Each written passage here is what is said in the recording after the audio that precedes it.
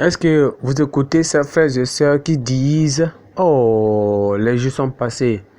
Le jour où les gens de la vie profonde peuvent donner toutes les choses, tout ce qu'ils ont pour pouvoir, et on va donner tout ce que nous avons. Regardez un regarde. Il dit les jours passés. Il ne donne pas encore. Il est en train de feinter Dieu. Il dit, vous vous souvenez de jours avant?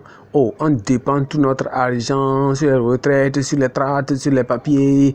On remercie Dieu que les choses changent dans la vie, changent dans notre vie. Maintenant, on mange bien, on porte bien, toutes choses semblent bien. Maintenant, on peut aussi dépenser notre argent, aussi éduquer notre enfants. Regardez ce regarde. Il ne se souvient pas que Dieu, Jésus-Christ est le Christ sur la vie.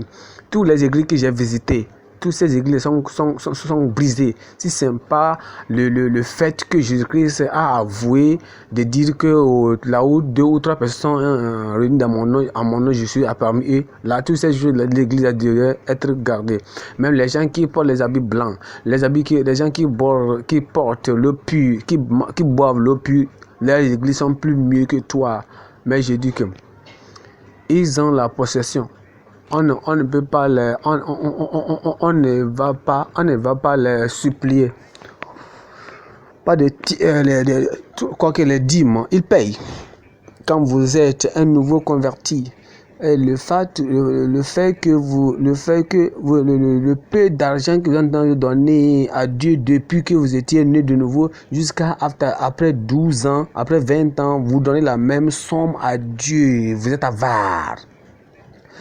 Alors, il y a certains de nos leaders, certains de nos pasteurs, ils doivent quitter, aller travailler, faire certaines œuvres pour venir amener l'argent pour qu'on puisse eux-mêmes construire l'église. Mais voyez, pourquoi ces pasteurs doivent sortir avant qu'ils ne puissent construire? Pourquoi? Avant, souvenez-vous, avant, les gens peuvent donner leur argent, ils continuent. Est-ce que vous dites que vous n'allez pas faire ça encore? Dit que Christ a changé, non?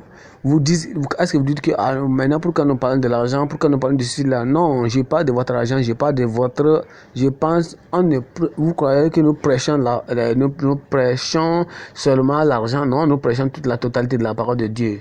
Ça c'est la logique. Et c'est la chrétienté. Et c'est la foi du Nouveau Testament. Voilà, celui qui est en train d'aller dans le corner, il dit, écrit ceci. Et il dit, vous êtes en train de faire des pledges. Ici, c'est un pledge, il dit, écrit 200. Il dit, voyez, si on dit pledge, tu dis pledge, alors si quelqu'un fait ça comme ça, rejeter le papier sur lui et aller, on va prier et la main doit tomber du ciel. On va construire notre maison, notre église. Il y a certaines personnes qui sont tellement avares. Même dans l'offrande, un leader qui a quelque chose de 5, il dit 50 francs, ou bien il donne 500 francs. Et c'est ça, on dit faire des vous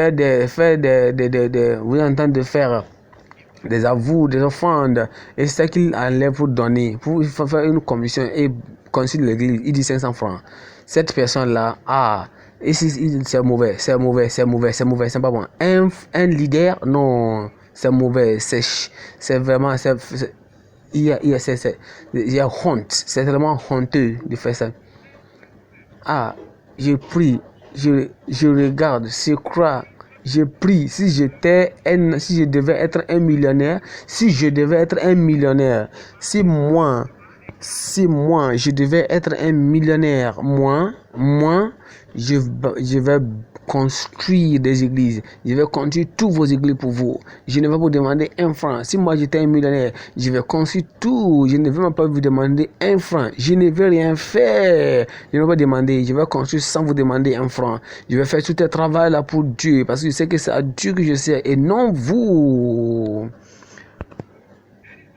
Tout ce que j'ai, je vais vendre, je vais vendre tout, si même c'est ma voiture, c'est ma maison, tout, je vais vendre tout pour seulement servir Dieu.